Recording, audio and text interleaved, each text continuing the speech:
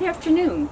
I'm Cherie, and I'm here with Chucky Goodnight and his crew of loyal friends who are friends of the Great Swamp. And we are here today because we are part of the FrOGS Pollinator project. This is a really, really exciting project, and I'm going to share some information with you. And FrOGS is going to be supplying seeds, which I'll tell you a little bit about in a few minutes. And we are going to be planting seeds today. So when we look at the Great Swamp, and you know, if we're out in the swamp and we're looking at the marshes and the woodlands, everything, we kind of forget that, you know, there's little creatures that that create this ecosystem, and those are the pollinators. Now, the pollinators, they are essential to our world. So pollinators are essential to our world, and bees, butterflies, so bees and butterflies and hummingbirds, which are examples here, are some of the essential pollinators. Also moths and beetles and flies. Here's a little map of like how pollination occurs. So the pollinator, in this case a bee, goes to the male plant, picks up some of the pollen, and deposits it over here into the female. And this is what creates the fruits and the flowers and the fruits. These, you know, pollinators are necessary for the reproduction of 85% of our flowering plants. And the seeds and fruits that are provided by the plants provide food for animals and plants and humans. So this is an interesting fact. In 1 in every 3 mouthfuls of food and beverage that we consume, the presence of a pollinator is required. If you think about that, it's pretty amazing. More than 100 crops grown in the United States need pollinators. Without pollinators, we would not have fruits and vegetables. And we need pollinators to keep the Great Swamp and our ecosystems healthy and in balance. Pollinators are in trouble, and if they are, so are we.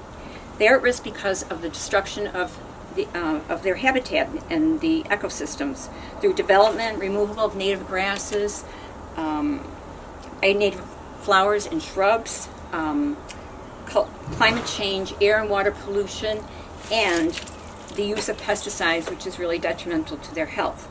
All these contribute to habitat loss and the inability of pollinators to survive. But the Friends of the Great Swamp can help. And you might say, how can we do that?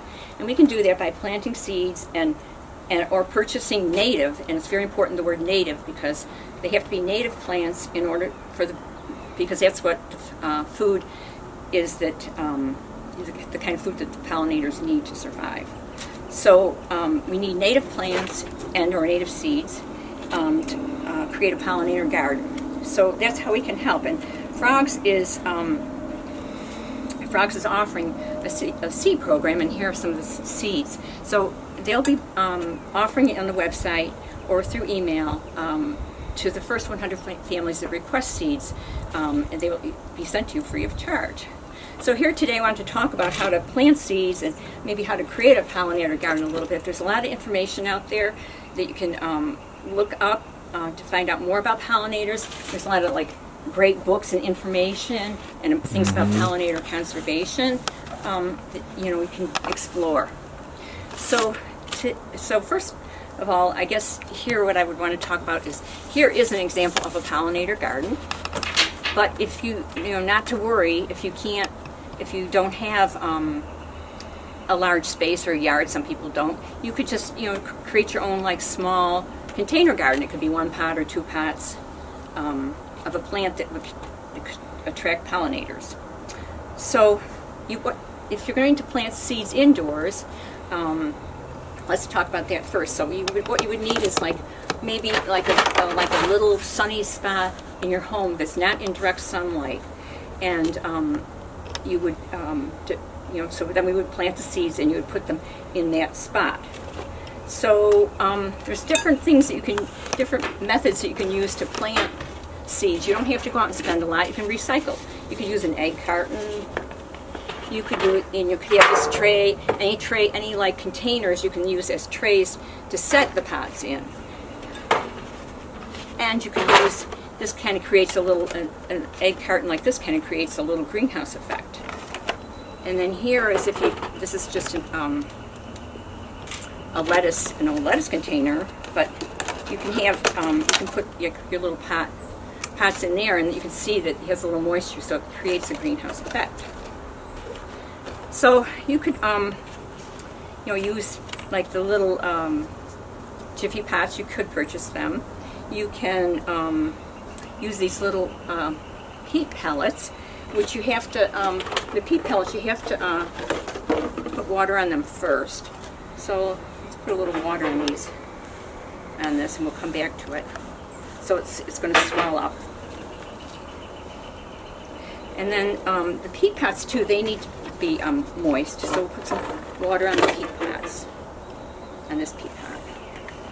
Come back to that.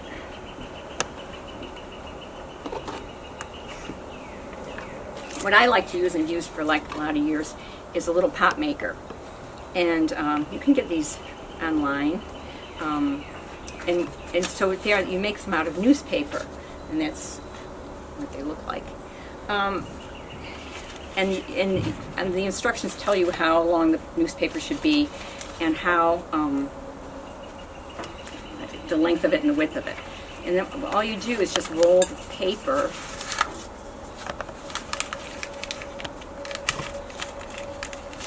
and then you just twist it on this little platform here, and you have your pot.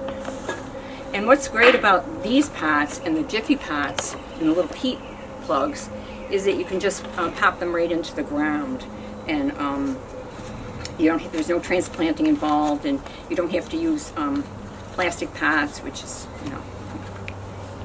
and you don't have to purchase anything too much unless you want to purchase these. So it's there's lots of ways you could do. You could even like use a container, a food container, and that would be like a greenhouse effect.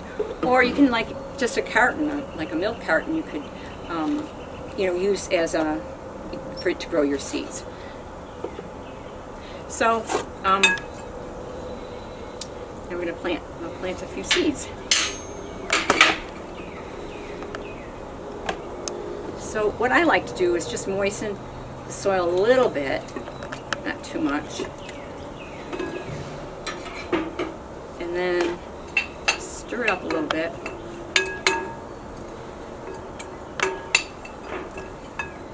and then just fill it's not this pot, I need the wet one, the little Jiffy pot.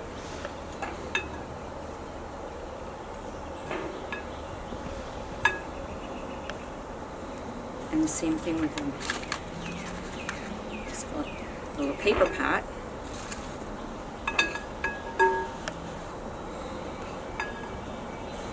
Kind of just tamp down the soil a little bit.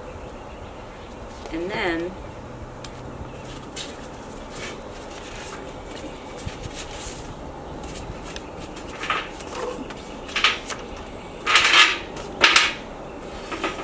we want to take, now I took a few seeds and I put them in this little container so that it's a little easier to get them out. And what you want to do is you probably want to plant like at least 2 or 3 seeds per pot to make sure that they germinate and that that they're healthy.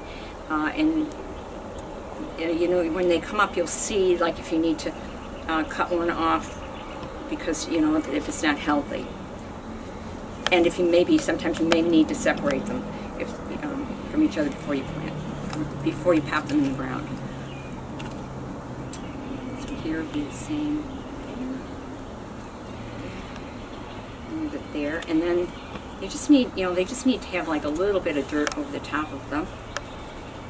And so this is, and then for the little peat pot, you just have to. Let's leave it in there for a few minutes more. So then what you would do is you can place them here, in the tray that you're going to use, and you want to water them.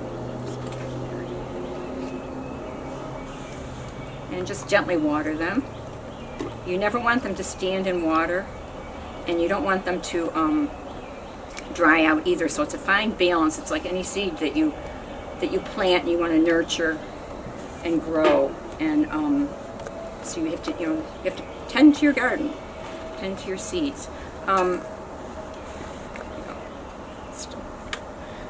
Anyway, if that's going to take a few minutes to swell up, what it looks like is this. And so then what you do is you just peel back the little film that's there, and you would put like 2 seeds in there, and there's a little hole, and then just kind of rough it up and cover them up a little bit with the peat that's inside of there.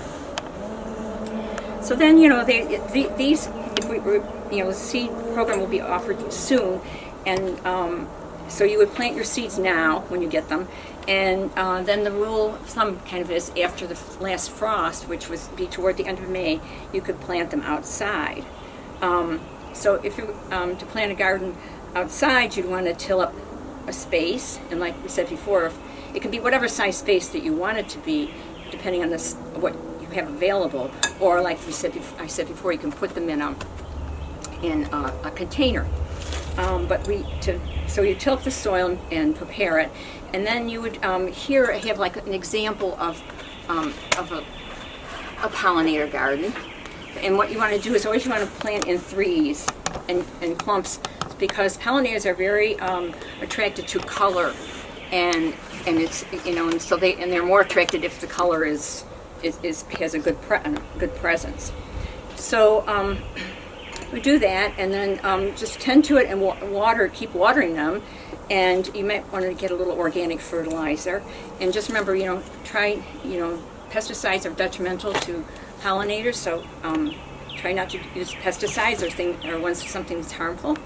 And also, you can also go to a garden store, and you could supplement with your own plants. You can buy some plants, and you can also around now, if you've been looking in May, Cooperative Extension has plant sales. A lot of other organizations have plant sales, so you could pick up a few plants there, and to supplement. Or if you don't want to do seeds, you could just create a pollinator garden. You can go out and buy plants, but planting seeds is fun, and it's a fun project, and it's a great family project, and you can learn a lot from the plants, and they're good medicine and they're good food. So enjoy the project, and thanks for doing your part, and look forward to seeing you again soon. Thank you.